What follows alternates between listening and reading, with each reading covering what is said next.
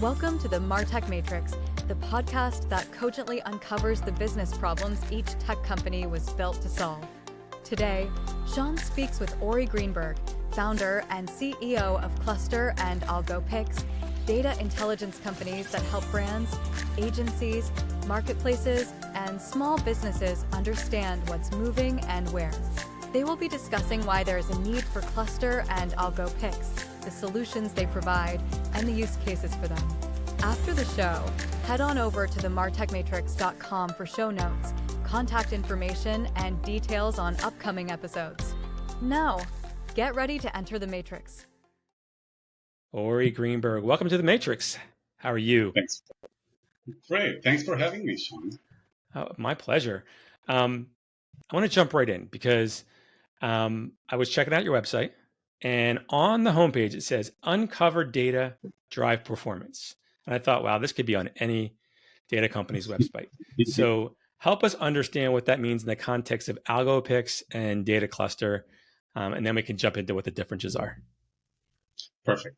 So Algopix and Data Cluster are essentially data companies in the e-commerce space. We know for every product that's sold in the market how many units that product sells across countries and channels. So I can tell you from my shirt, my eyeglasses, how many units are sold in the US, in the UK, in Germany, etc., and break it down by channels. How many units are sold on Amazon? How many units are sold on Walmart.com, eBay, etc. Other than the sales data, we also have the largest structured product database in the world. So over 1 billion items for every item. That's the brand, model number, category-specific attributes, weight measurements, you name it.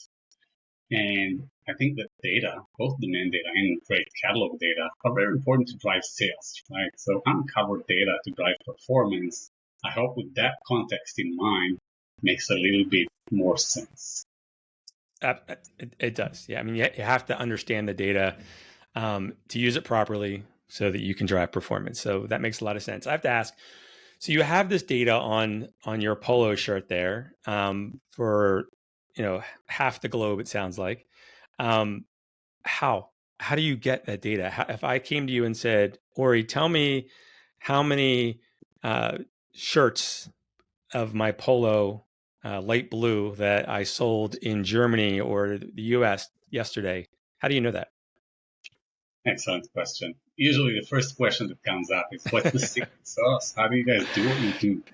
So we've done something interesting, and I'll go a few years back. I used to run a marketing agency that was also a consulting firm to some extent, and we tried to help brands realize which products to manufacture or resellers understand which products to source, etc. And the data was not available. And, you had some platforms that help you understand what's going on Amazon, or you had consulting firms like Bain, McKinsey, or Nielsen, or IRI, etc., that helped you understand what market share looks like in brick and mortar. It is very hard to get access to that data.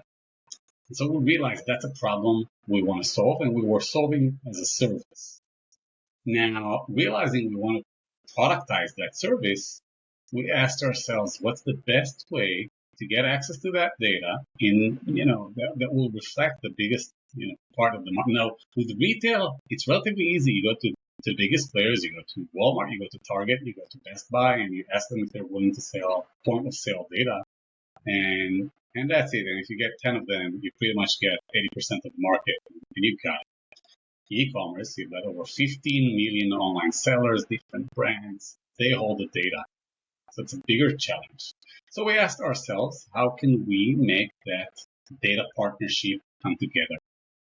And so the first thing we said, and we come from marketing, is how do we even get exposure to these tools, to these brands, to these merchants? What do they care about? And we searched for what are the tools that they use the most, and what do they care about? So repricing tools, advertising tools, campaign measurement tools, analytics tools, etc. I said, all right, if we build these tools and deliver them for free and make this into a data partnership type agreement, then we help the brands, we help the sellers while getting access to that valuable data. Of course, if we promise to anonymize it, to not resell it, to not sell the customer's data, etc. And so we did. We started putting together these tools, set up, raised some money from investors and started building these tools. start bringing them to market for free. And it quickly, people picked it up, started recommending to one another. And in a matter of months, we had tens of thousands of data partners. That's how we call them. It's people who decide not to pay for these tools, but to give us access to their stores. It could be Magento or Shopify stores, or it could be Amazon and Walmart accounts. They grant access, API access to these stores, and they get the free set of tools. But in return, we get access to their sales data, catalog data, inventory level data, etc. We're able to aggregate it, augment it, anonymize it, while we're also collecting publicly available data. And we combine the two, and that really gives us the ability to tell you for every product that's sold online, how many units are sold across countries and channels. So it's a little bit of a simplification of a very complex process, but I really hope that it helps you kind of understand how we do that. Is it fair to say it's a data co-op, or is that unfair because you're anonymizing it?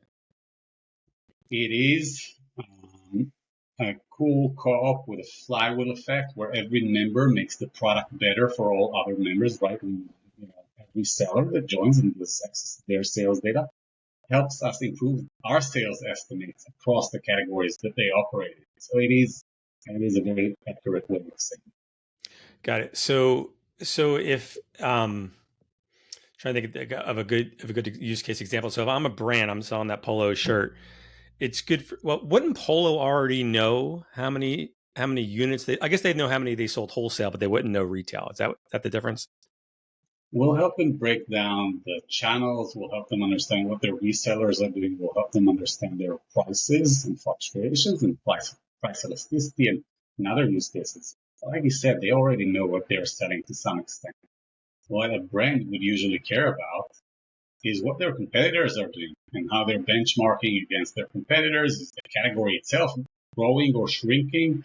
And other very interesting use cases. But it's mostly visibility about other companies. So is your customer just the brand? Is it the brand, the marketplace, and the retailer? Like, who's your ideal customer? Is it all of them? As a data company, we started this with a very clear vision in mind and personas and analysis and segmentation and all that. Then as a data company, you get to realize that you serve hundreds of different use cases and different personas. It could be the assortment manager, it could be the pricing manager, it could be an advertising related function. It could be financial institutes that use the data. It could be really wide, and very broad kind of types of use cases and personas. Within the brands, it's the category managers, it's the brand managers, it's the marketing managers. And so within the brand, if I'm a category manager and I'm selling polo shirts, am I coming to you and saying, Ori, I want to know of these 5 brands who I consider my top 5 competitors, I want to know where they're selling the most product and at what cost for their polo shirt that looks like my polo shirt. We'll definitely answer that question, but we'll also answer questions they're not asking.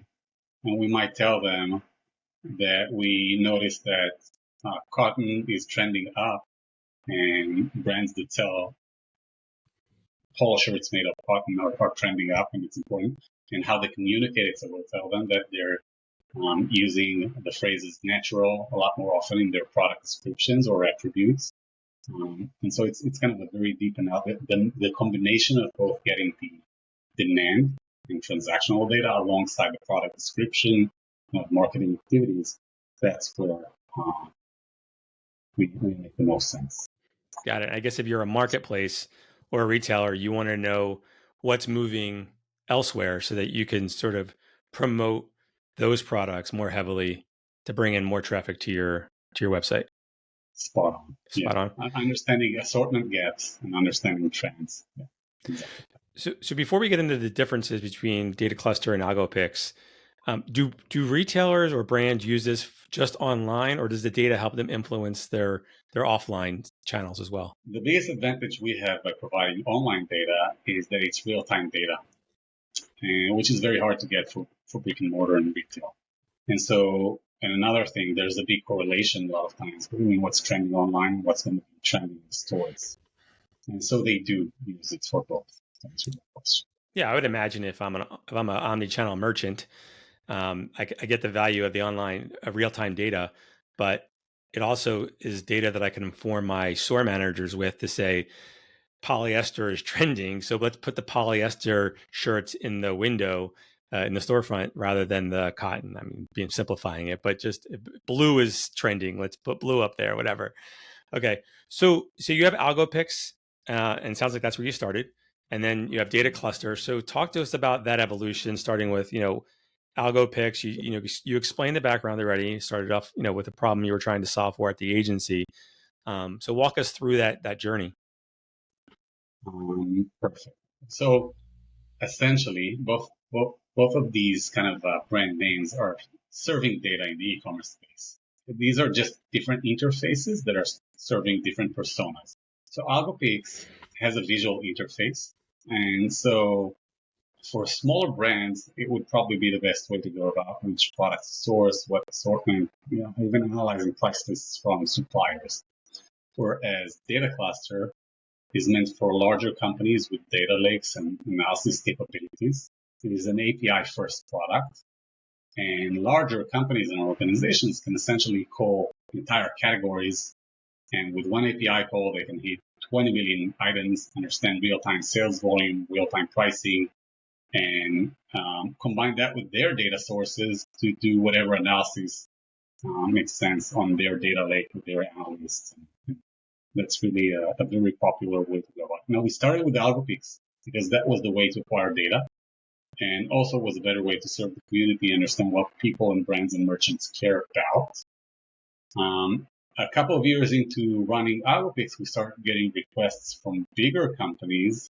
They actually reached out to us and say, all right, the data is amazing, but we need that at scale. We need it real time. So use that API that you have that serves the front end, and we just want access to that API, and that would be amazing for us. So that's how Data Cluster started, actually. So are they essentially the same businesses, but one just caters more to the tail, and one caters more to the head of the larger companies? Exactly. Yeah, and different messaging altogether. Yeah. And you said it's API first. Does that mean for Algopix, is it a dashboard that the customers come into and they pull down their own data? Is there automation to the reports? Is there an API for them? Yes, Algopix also offers an API. It just caters different use cases that these folks would usually care more about.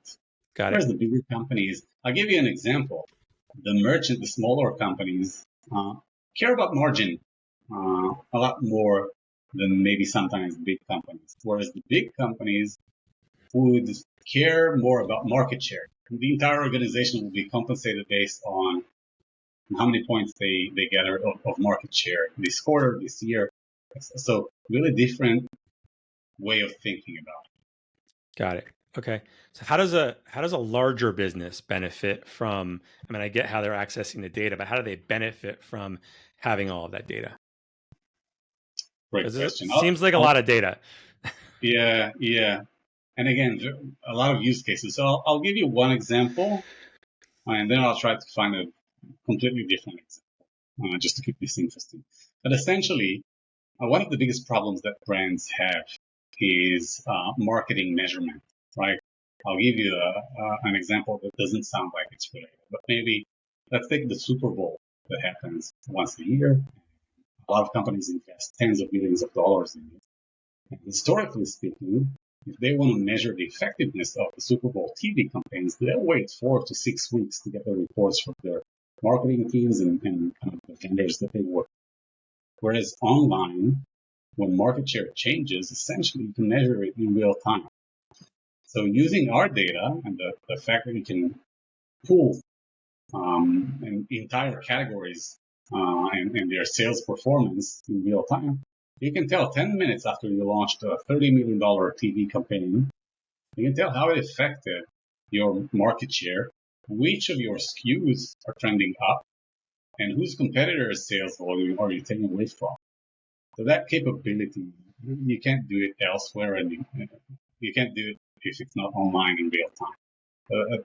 That's one example. Does it kind of make sense? Yep. Yeah, totally. So if I'm just trying to think back to the advertisers from the Super Bowl, I can't even remember them. But if I'm selling let's say a Chevy a Silverado, maybe that was an ad. I guess that's the more difficult one because it's more offline, right? You need something that's more of an Right. online transaction. So let's say Right. Instapot, right? Some of the advertised Instapot. Excellent. How quickly is market share changing? How many units are they moving? Because they have so many retailers, right? Sure, they can measure D2C immediately by looking at their own data, but they don't know how many Macy's sold or how many Target sold or how many some random reseller in a marketplace sold. They need data cluster to get that information. You got that right. It's spot on. Essentially, you'll hit our API. We in real time will hit the APIs of all of our data partners, gather the data, update the sales graphs, the categorical sales graphs in real time, and provide you with real time actionable insights, right? You can decide to spend more in one type of campaign or invest more in one specific line of SKUs versus the other ones. Our point is not only measuring market share is important in itself and the impact of what you do, but granularity and understanding, which exactly products, the colors, the variations, the details, that's very unique and it matters. I promise I will give you a completely different example just to keep this interesting. Let's talk about the marketplaces themselves, right? If I'm a marketplace, what data do I have? So I'll walk you through one of our earliest customers was Facebook for their marketplace. Think about it, Facebook set up platform. They told their billion plus users, guys, you now are welcome to start selling stuff to one another. Good luck. And it was very successful, right? I don't know if you've used it. I use it all the time. Just to be clear, you're talking about Facebook Marketplace where I buy and sell stuff locally too, right? So yeah, I've totally sold things on Facebook Marketplace. I bought things on Facebook Marketplace for sure. All right, so you're an expert. All right, so essentially, if you think about it, Facebook did it and released it, built that platform. It's an amazing platform. And in a matter of months, hundreds of millions of listings were created. And if you think about it, what does Facebook know about the item that's being offered? The average seller describes the product with 5 keywords. Now, if you're a marketplace platform operator, how do you decide which items appear first on search results? How do you serve the right ads? How do you cluster similar items together? It's very tough if you only have 5 keywords per product. Mm-hmm. So essentially, for every product listed on the marketplace, you can hit our API with that limited product information. We identify the item because we've built a search engine that kind of matches items listings, in this case, with items in our database. And we can come back to a platform like Facebook and tell them, here's the brand, here's the model number, here's the barcode of that product. Here's all the product information. You can reach the listing, or you can just make sure that the filtering system works better now that we have all the structured attributes. And we tell you how many units that product sells in that specific region and what is the market price versus the listing price. So, for example, if that's a product that's selling 2,000 units a month in Palo Alto in California, market price is 120, listing price shows 70. So it's a high demand item that's priced right. Put it in the first page of search results. And here are 200 similar items, or if you had the ad inventory for them, it would make sense and a good experience to serve these ads versus unrelated products. So from knowing nothing about the product that was listed, they now know everything about the product, related product, ads, anything. It's a much better experience. So let's dig into that a little bit. Is that using computer vision, or is that using? I mean, because you said if I'm the seller and I list my product and I give it a few keywords, I describe it how I describe it, right? Might be different from the way you describe it. How do you know exactly what product that is? Is it if I'm not giving you any of that product ID or? Great question. So every detail counts, right? What we have would be the 5 keywords title. We would have the image, we would have the price, we would have the category you listed it in. we use every one of these data points and more to understand the product. And I'll give you an example. If someone lists an iPhone 13, and that's it, that's all they say. Yeah. But we now realize that the price is $12. This is probably a case, right? Cover, not the product, not the phone itself.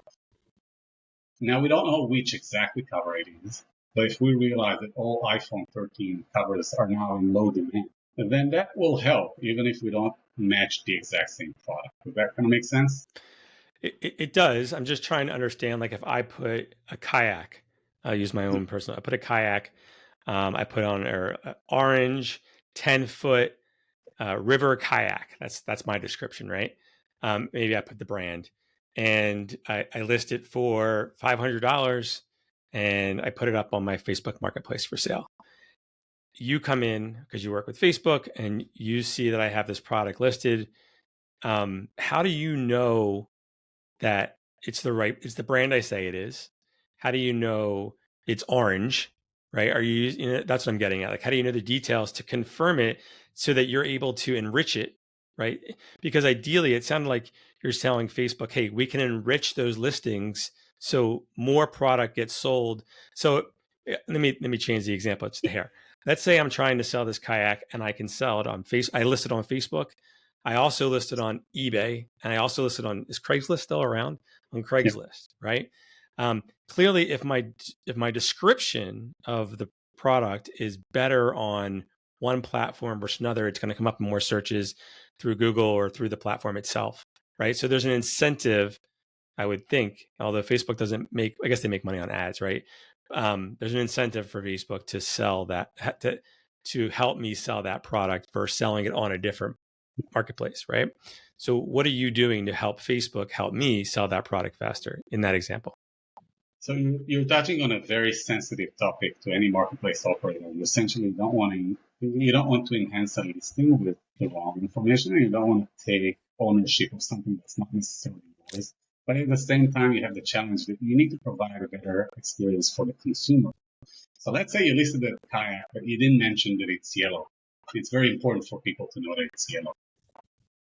The platform might not enhance the listing, but since we get the image and we identify the exact model, and we know it's a yellow one, we'll enhance it at the back end of everything. And so if someone searches for a kayak, now they click yellow on the filtering on the left side of the screen, your listing will come up because we've identified it's a yellow one and we know the model. Now, when you talk about SEO and you touched how the platform would want the product to be recognized by Google, etc., Google will not accept product listings with bad product information. So, for example, a lot of people kind of don't. It's a detail that's very hard, especially in C2C marketplaces. You will not add the barcode of that product, no matter what. That will not happen, and it will not be expected of you to do so. But we will have that ability, and we'll have that UPC or EAN, right? Barcodes that people scan when they go grocery shopping.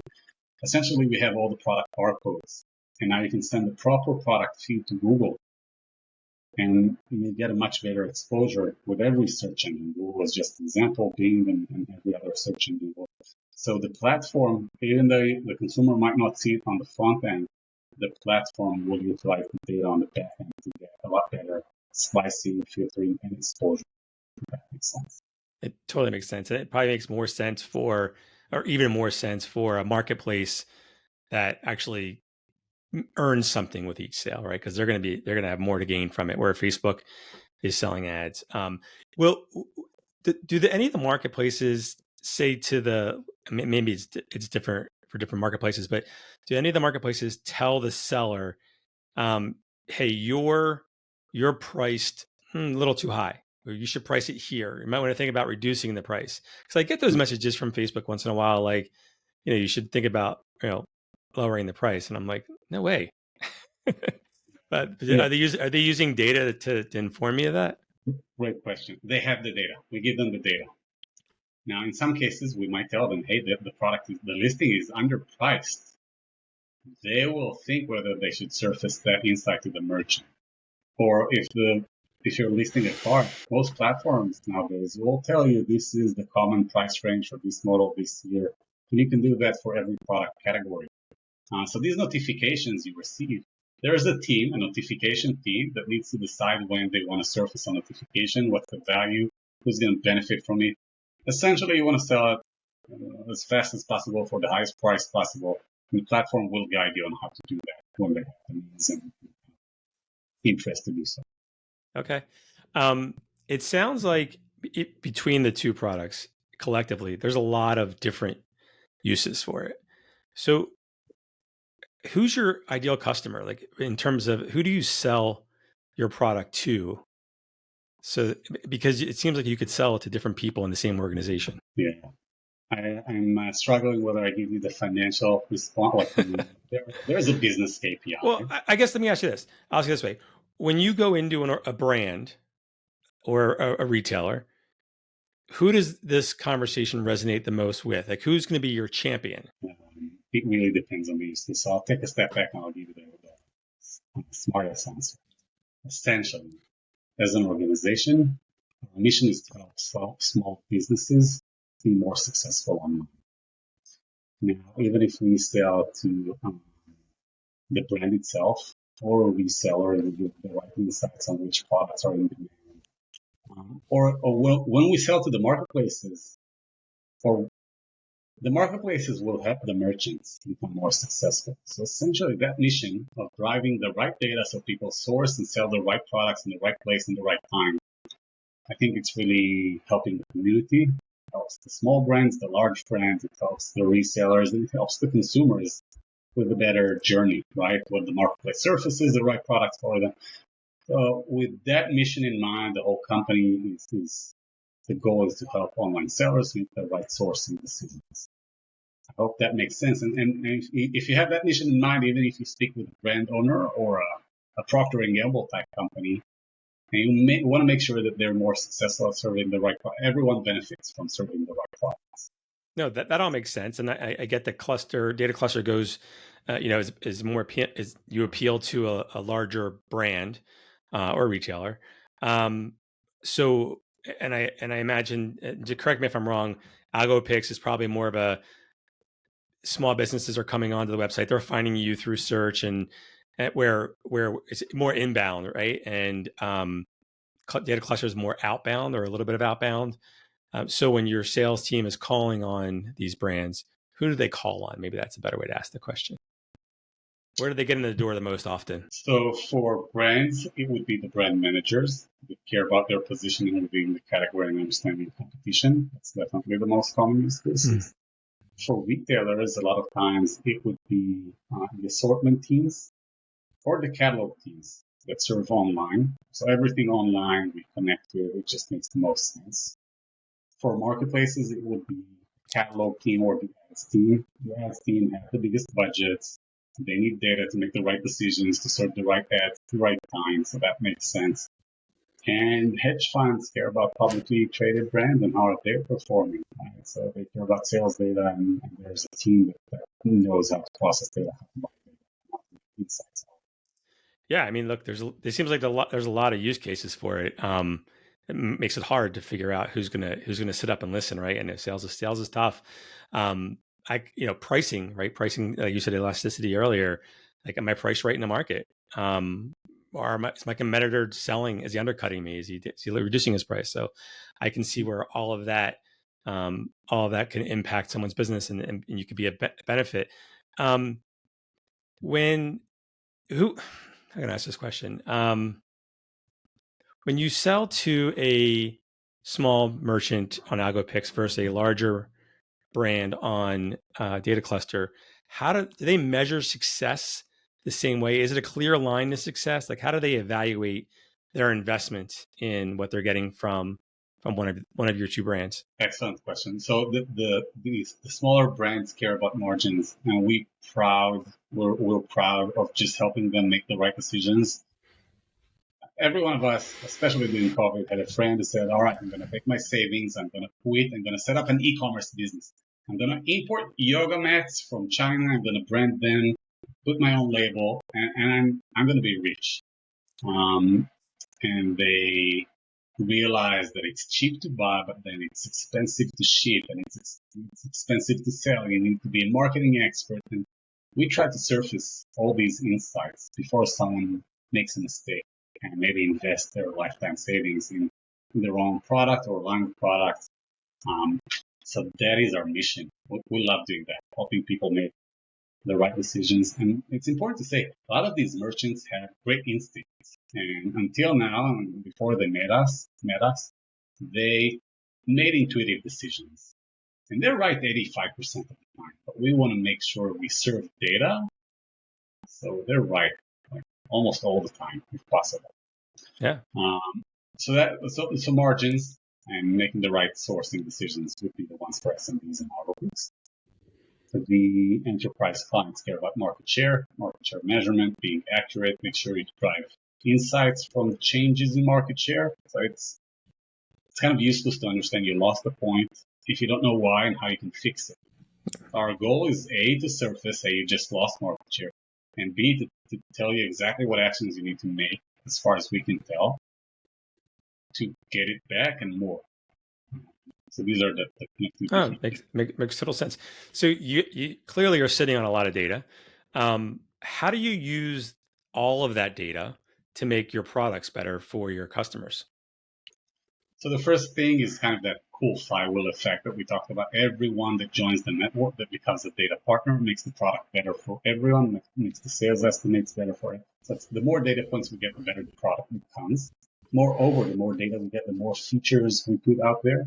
We now have visibility into reviews, and we can make features that guide people how to manufacture better products that people love, for example. But we also use data to make sales easier for us, right? Because when you reach out to a brand and you send a cold email, it's good to have all of their data without them sharing their data, right? Just telling them, hey, we realize we just lost market share. We think this is what happened. And so we also use the data internally to drive our product and sales motion. Makes sense. I have to ask you, do you know how many products there are online for sale right now? We keep track of North America and Europe. It's important to state. And we keep track of about 2 billion products that are active right now. We know that there are about 10 billion UPCs out there, like barcodes that are attached. The whole Eastern market, the whole China, Japan, these markets. I assume that a lot more, but that's what we have visibility. Billions and billions and billions. I was just curious. What's the future look like for each of these companies, Algopix and Data Cluster, in terms of your roadmap and your vision? So AI was a big deal for us, right? We are doing AI for the last few years, but really accelerated. Really helped us improve our catalog data and the ability to provide each customer with the catalog data that they need. So with their tone of voice, with their perspective on how products should be bought and what information could be.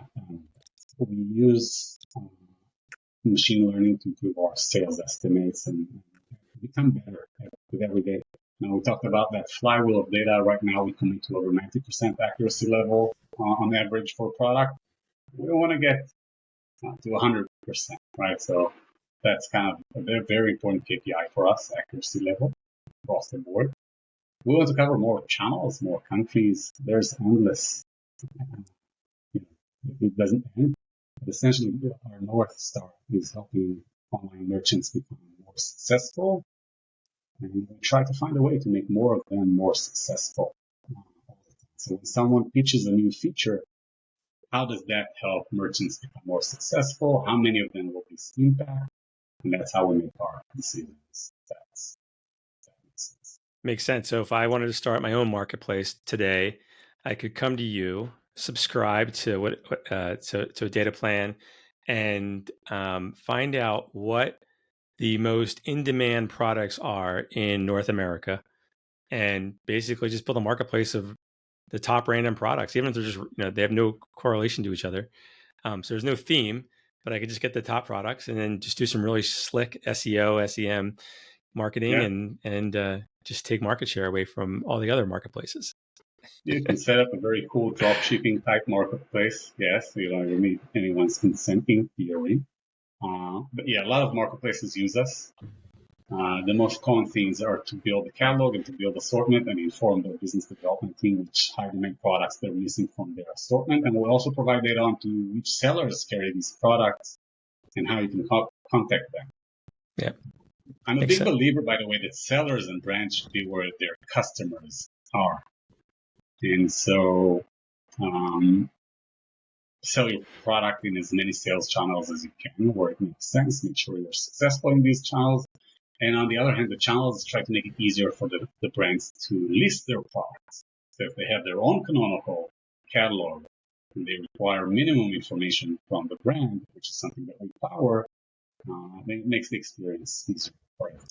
Well, if only Amazon had the same attitude, right? I think that's what we hear from most brands and even retailers, but mostly brands, is that we know we need to be on Amazon. Our shoppers are there. We want to meet them where they're at.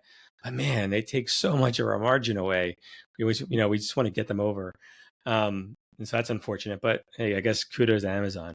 How do you, when you onboard a client, let's talk maybe more about, this might be more relevant for Data Cluster. When you onboard a client, how do you ensure they're successful? What's the process you go through to onboard them to make sure that when they start working with you, they're having a good experience, they're getting what they came for, and that's maintained? Great question. So from my experience, the best way to retain a happy customer is to make sure they get value, but also they measure the value. And so one of the first things that we encourage our customers to do when we partner with them is set up a measurement capability. So if, for example, you're a marketplace and you're trying to enhance your listings, then measure the before and after. How many organic visits do these products get? How many of these enhanced products get identified on search? Does the conversion rate improve once you've enhanced the listing? Right? On the brand side, it's really up to the brand because we surface insights. We encourage them to measure the impact of these insights. It's a little bit harder to close the loop versus a marketplace in this case. But if they implement the insights, you should see immediate increase in market share and sales volume and even margins. These are the main KPIs. Yeah, it's setting the right goals and making sure that everyone's aligned on those goals is probably, just like with anything else. So before we go, what are some common mistakes that brands make, maybe brands and marketplaces make when thinking about a solution like this? Mainly because we want to help the listeners approach, hopefully, Algopix and Data Cluster with the right mindset. But what are some of the mistakes people have made in the past so they don't make those mistakes as well? The first thing that comes to my mind is not necessarily a mistake, but I think most organizations are used to viewing data on a quarterly basis, right? Or maybe even monthly basis. But we haven't gotten to a point where people connect measurement and productivity and try to automate the process. Like if I realize I just lost market share, it doesn't make sense to me to talk about it 60 days from now when we have a management meeting and talk about it and analyze it. Ideally, we recognize something that has happened, and the platforms that are responsible for reacting to it, the advertising platforms, the repricing solutions, etc., get these feedbacks, kind of the measurement feedback from us immediately and act on it immediately. I think that's not necessarily a mistake, but something the market is not there yet. And I can't wait to see how that one evolves. Yeah, that's an exciting one. I'm just thinking about, I spend a lot of time on the marketing side and the e-commerce side, but, in terms of the people that we interview here, especially, and I feel like these departments are still operating in a silo. And if the brand at a brand level understands that they're losing market share to a particular brand or on a particular product, they should be knowing that they should know that data in real time so they can tweak their marketing messages. They're optimizing media in real time. Why would you not optimize messages based on market share on the downstream effects rather than wait, like to your point, 30 days and it's too late? To climb out of that hole is going to cost you so much more money than if you addressed it in real time. I think that's a good place to leave this is, the data you got to know. You have to have the information to make good business decisions, and sort of starts with what's your market share, what are your competitors doing, and then make sure everything else aligns. So with that, we'll end the show. Ori, thank you for being inside the matrix, and we wish you the best of luck. Thank you so much. It's great being here. Thank you for the opportunity. Yes, of course. Take care, Ori. This episode of the MarTech Matrix was brought to you by the Cogent Collective, a community of marketing and e-commerce leaders. Learn more at cogentcollective.com. For show notes and information on upcoming episodes, head on over to the martechmatrix.com. If you would like to learn more about the companies appearing on this podcast and see if they're a good fit for your company, send Sean a note at sean@cogentcollective.com. New episodes of the MarTech Matrix podcast will drop every Monday, so be sure to subscribe with your favorite podcast network so you can stay on top of what's happening in the Matrix.